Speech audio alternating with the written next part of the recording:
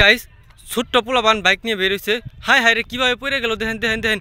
এদিক দিয়ে যে রাস্তা সুন্দরভাবে বাইক চালায় আসতেছিল, আসার পথে দেখেন কীভাবে বাইক নিয়ে পড়ে আছে। এই ধরছে বাইক চাবে না, হেল্প করো।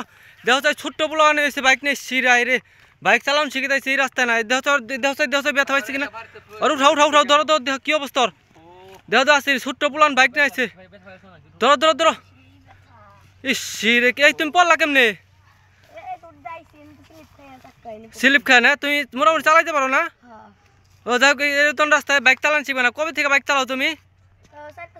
ও যাক ভালোই, তুমি মোটামুটি চালাইতে পারো না? তুই পড়লা কেমনে? ও স্লিপ খাইছে না? ভাই ওর ধরে গাড়ি উঠাই দেন চাই।